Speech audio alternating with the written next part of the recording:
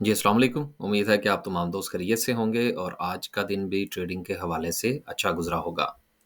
माशाल्लाह से मार्केट की बात करें तो आज मार्केट ने 800 पॉइंट्स का इज़ाफ़ा किया। मार्केट का आज का हाई 63,885 का रहा और मार्केट की जो क्लोजिंग है वो 63,800 पर रही। बहुत अच्छी क्लोजिंग है।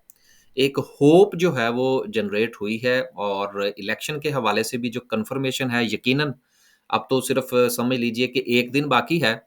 कल का दिन है, फिर उसके बाद 8 तारीख को इलेक्शन है, तो अभी तक जो है वो गो के कुछ लोग जो हैं, वो अभी भी तज़ब्ज़ुब का शिकार हैं, गैर यकीनी की सूरत-ए-हाल से दो-चार हैं, लेकिन मेरा ख़्याल है कि अब इलेक्शन हो जाएँगे।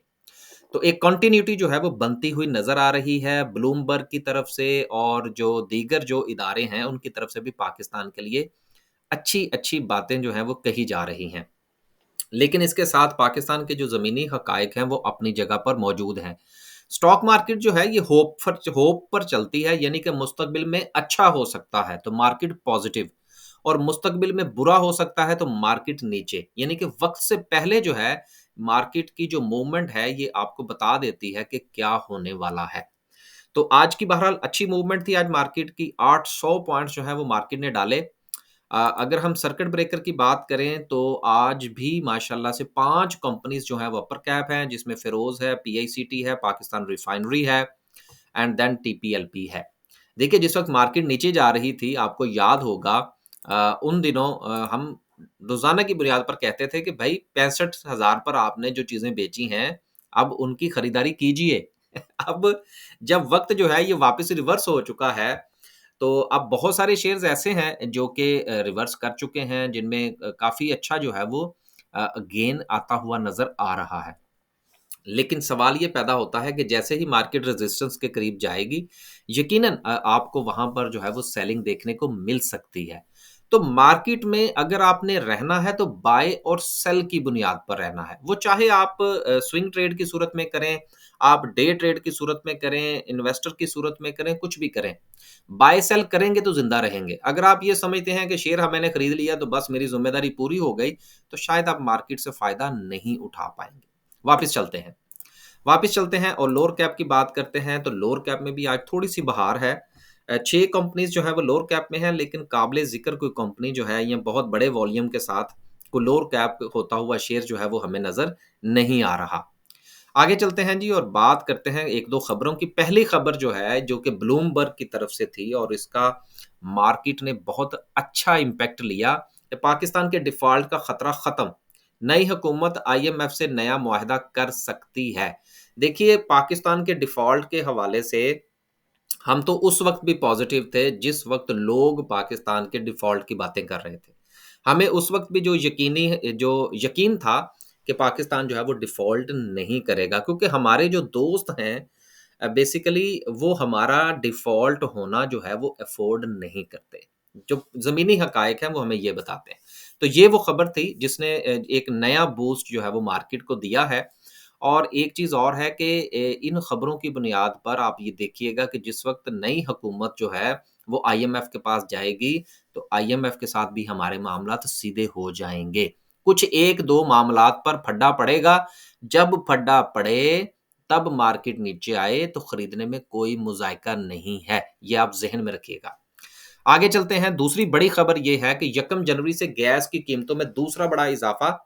अब देखिए ये जो इज़ाफ़ा किया गया है, अब इसके दो एक तरफ फ़ायदा है, दूसरी तरफ नुकसान है। फ़ायदा किसको होगा? Oil and gas exploration companies को, पीपीएल, ओजीडीसीएल, माड़ी एंड सो। और जो इसके साथ और किसको फ़ायदा होगा? जो हमारी गैस पाइपलाइन्स हैं, एसएनजीपी और एसएसजीसी। क्योंकि गो के हमारे यहाँ इस वक़्त जो है वो गैस की कमी है, लेकिन उसके साथ-साथ इन दोनों ये जो लाइन्स हैं, एसएसजीसी और एसएनजीपी, इन दोनों की कारकर्दगी भी तो इतनी अच्छी नहीं है। तो लिहाज़ा इनका जो मामला है या इनकी जो लीकेजेज़ हैं या इनकी जो 2 नंबरियाँ हैं, बेसिकली वो भी अवाम की जेबों से पूरी की जाएँगी। तो इस गै ऑयल एंड गैस सेक्टर के लिए यानी कि एक्सप्लोरेशन और मार्केटिंग, दोनों के लिए तो ये जो खबर है ये बहुत अच्छी है। लेकिन अगर हम मैन्युफैक्चरिंग की बात करें, इंडस्ट्री की बात करें तो उसके लिए नेगेटिविटी है, जिसमें सबसे जो बड़ा नेगेटिव इम्पैक्ट जो आएगा वो हमारा टेक्सटाइल सेक्टर है, उसके ऊपर बहुत फ़र्क पड़ेगा। और अगर फ़र्ज़ कीजिए कि कोई हिम्मत करके मर्द मुजाहिद जो है, वो अगर हमारा जो फर्टिलाइज़र सेक्टर है, अगर उसके ऊपर भी ये लागू हो जाती है, तो फिर दोनों सेक्टर उड़ जाएँगे। तो इंडस्ट्री के मैन्युफैक्चरिंग पॉइंट ऑफ व्यू से ये नेगेटिव है, लेकिन oil and gas exploration and marketing के लिए ये पॉज़िटिव न्यूज़ है। क्योंकि पैसा ज़्यादा आएगा, सर्कुलर डेट खत्म करने में मदद मिलेगी और इसके अलावा जो अपनी जो हिमाकतें हैं, उनके ऊपर भी पर्दा डालने में जो है वो आसानी होगी। तो इस पॉइंट ऑफ व्यू से आज अगर हम मार्केट की बात करें, तो आज देखिए फिर चलते हुए भी हमें ये नज़र आए कि ऑयल एंड गैस सेक्टर जो है, ये माशाल्लाह से बड़ा अच्छा चलता हुआ आया। ओजीडीसी, पीपीएल और माड़ी तीनों ने बहुत अच्छा परफ़ॉर्म किया। सेक्टर वाइज़ बात करें तो आज सबसे ज़्यादा जो पॉइंट्स हैं, वो डाले हैं ऑयल एंड गैस ने 328 पॉइंट्स हैं। अब देखिए इनको डबलिंग लगी है कि एक तो जो खबर है वो गैस के हवाले से आई और दूसरा जो अभी भी जो खबर अपने अंदर जो है वो जान रखे हुए है, वो इनके डिविडेंड्स के हवाले से है। कि गवर्नमेंट जो है वो इनका डिविडेंड्स अनाउंस करेगी, वहाँ से पैसा निकालेगी और देन सर्कुलर डेट का खात्मा किया जाएगा। अब ये मामला ये प्रपोज़ल जो है ये बहरहाल ऑन द टेबल है, जिसके हवाले से बहुत उम्मीद है कि ये मामला पाया तकमील तक पहुँच जाएगा। और इसी बुनियाद पर जो है ये इसी खबर की बुनियाद पर जो है ये सेक्टर हमें परफ़ॉर्म करता हुआ नज़र आ रहा है। दूसरे नंबर पर जो है वो कमर्शियल बैंक्स हैं और कमर्शियल बैंक्स ने कमाए हैं थबंटू। लंबी दिहाड़ियाँ लगाई हैं और दिया-दलाया वैसे कम है, देना इनको ज़्यादा चाहिए था डिविडेंड्स लेकिन डिविडेंड्स इन्होंने कम दिए हैं। तो परफ़ॉर्मेंस आउटस्टैंडिंग है, तो 162 पॉइंट्स जो है वो कमर्शियल बैंक्स की तरफ से हैं। देन फिर देखा-देखी जो हमारे बाकी सेक्टर्स हैं, उनके अंदर भी हमें इम्प्रूवमेंट जो है वो आती हुई नज़र आई।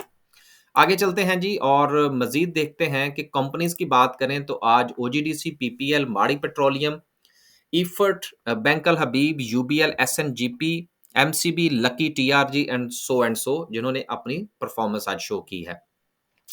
अच्छा मज़े की बात ये है कि 2-4 दिन पहले जो है वो मैंने ट्रीट का शेयर्स जो है वो अपने दोस्तों को रिकमेंड किया तो मुझे कुछ लोगों ने मैसेजेस किए कहते जी आप तो ट्रीट के खिलाफ नहीं है। यार मज़े की बात ये है भाई हमारी किसके साथ क्या दुश्मनी है? हमने तो ये देखना है कि एक शेयर एक लेवल पर है, उसकी बाइंग बनती है तो यार हम तो खरीदेंगे। तो बेसिकली कोशिश ये किया करें कि पर्सनल लाइकिंग और डिसलाइकिंग नहीं होती। जो हम वीडियो में बात करते हैं, चाहे वो किसी भी शेयर के हवाले से हो, वो उसकी मौजूदा सिचुएशन के मुताबिक होती है या उसके बारे में अगर कोई खबर आती है तो हम डिस्कस करते हैं। बाकी हमारा उस शेयर के साथ या उस कंपनी के साथ तो कोई लेना-देना नहीं है। तो ये इन चीज़ों को भी मलहूज़े खातिर रखा करें। इसी चीज़ का नाम ट्रेडिंग साइकोलॉजी है, कि अपने आप को आपने अपने बिज़नेस से थोड़ा बाहिर करके सोचना है। पर्सनल लाइकिंग और डिसलाइकिंग की तरफ अगर हम आ जाएँगे, तो फिर हम इन चीज़ों से कमा नहीं सकते। वैसे आपस की बात आज हमारा भी एक शेयर अपर कैप हुआ है और ये वो शेयर था कि जब मैंने रिकमेंड किया, तो वो नीचे चला गया, लोग भाग गए। आज अपर कैप हो गया। तो बेसिकली होता है।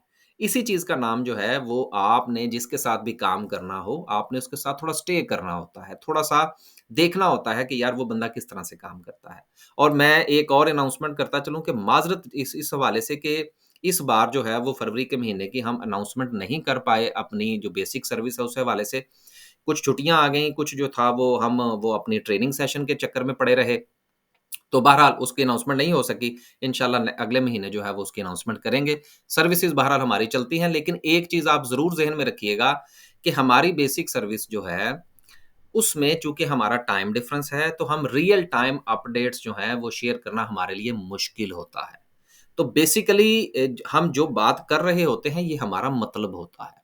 तो इस चीज़ को आप ज़रूर ज़हन में रखिएगा कि जब भी हम अनाउंस करें और आप हमारी कोई सर्विस जॉइन करें, तो आप समझिएगा कि बस कोई 1-2 मैसेजेज़ ही आने हैं दिन के अंदर। कुछ ज़्यादा मार-धाड़ नहीं होनी कि ये शेयर हमने अनाउंस किया था 1% ऊपर चला गया तो अब आप इसको बेच दें। ऐसा नहीं होता। हम चूँकि रियल टाइम से 5 घंटे पीछे होते हैं, तो इसलिए हमें थोड़ा-सा जो है वो लेवल्स के साथ चलना पड़ता है। उम्मीद है जी कि बात डिलीवर हो गई होगी। आगे चलते हैं जी और अनाउंसमेंट्स की बात करते हैं। आज पहला जो है वो शकरकंज का है, छोड़िए इसको। नेक्स्ट जो है वो अंसारी वाले हैं, उसको भी छोड़िए। एमसीबी का आउटस्टैंडिंग रिज़ल्ट था। ₹50 की ईपीएस लेकिन दिए सिर्फ़ ₹9। मेरा ख़्याल है इनको को 15 से ₹20 देने चाहिए थे।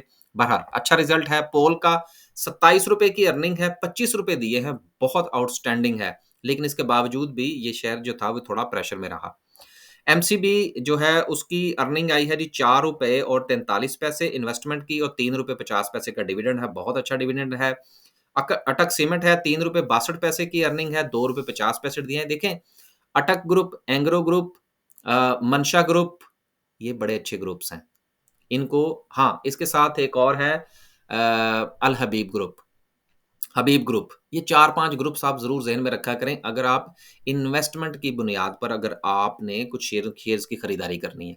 बाकी जो है वो ठीक है, ट्रेडिंग पॉइंट ऑफ व्यू से उनमें कोई मुज़ायका नहीं है। अगर आप उसमें को बाइंग सेलिंग करते हैं, टीपीएल प्रॉपर्टीज़ हो गया या ट्रीट वगैरह हो गए या यूनिटी फूड हो गया, ठीक है, बस उसमें ट्रेडिंग वगैरह करें। लेकिन इन्वेस्टमेंट पॉइंट ऑफ व्यू से जो ग्रुप्स अच्छे ग्रुप हैं, इनमें आपका सरमाया जो है वो लगा होना चाहिए। ये काम करने वाले लोग हैं, प्रॉफिट शेयरिंग करने वाले लोग हैं। आगे चलते हैं जी, नेशनल रिफाइनरी है, उसने ₹100 का लॉस किया, चलें कोई बात नहीं। इसके यहाँ जो स्टेबिलिटी है वो नहीं आ पाई। आखिर में हम डिस्कस करते हैं आज की कैंडल को। कैंडल बहुत अच्छी कैंडल है, फुल मोमेंटम के साथ है और आज वॉल्यूम जो है वो थोड़ा-सा इंचिंग अप हुआ है। और अगला जो रेजिस्टेंस लेवल है एग्ज़ैक्टली वो 65,000 का है। अब जितने मोमेंटम के साथ मार्केट जो है वो मूव कर रही है, उम्मीद करनी चाहिए कि मार्केट जो है वो 65,000 का बैरियर क्रॉस कर जाएगी। लेकिन यहाँ पर एक पॉज़ आता है और पॉज़ ये है कि देखिए, कल जो है वो आखिरी दिन है, उसके बाद 8 तारीख को इलेक्शन है। इलेक्शन के बाद कौन किसका गिरेबान पकड़ता है, किसने देखा? मैं ज़ाती तौर पर ये समझता हूँ कि कल हमें कुछ ना कुछ प्रॉफ़िट टेकिंग ज़रूर करनी चाहिए। अगर हम प्रॉफ़िट टेकिंग नहीं करेंगे और खुदा ना ख़ास्ता 9 तारीख को कोई चाँद चढ़ जाता है, तो हमारे हाथ में कोई चीज़ नहीं होगी। देखिए, ये कोई यूरोपीय यूनियन के किसी मुल्क के इलेक्शन नहीं हो रहे कि जिसमें हमें पता है कि जो भी मामलात हैं, वो स्मूथली हो जाएँगे। यहाँ पर आरटीएस बैठ जाया करता है।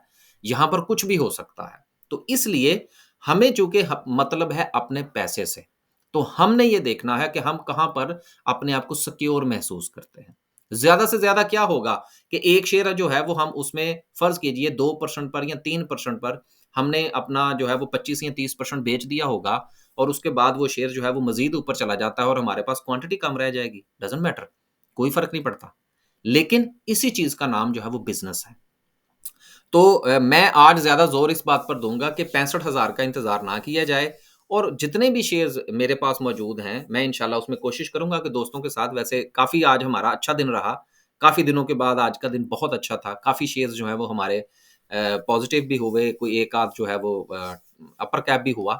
तो मैं ये समझता हूँ कि कल हमें अपने पास जो पोर्टफ़ोलियो है, उसका कोई 25% के करीब जो है, उसमें से एग्ज़िट लेना चाहिए। फिर देखेंगे कौन जीतता है, क्या जीतता है, किसका नंबर लगता है। ज़्यादा से ज़्यादा क्या होगा, ₹12 पर बेचा हुआ शेयर जो है वो हमें ₹13 पर खरीदना पड़ेगा, कोई मसला नहीं, खरीद लेंगे। इजाज़त दीजिए, अल्लाह हाफ़िज़।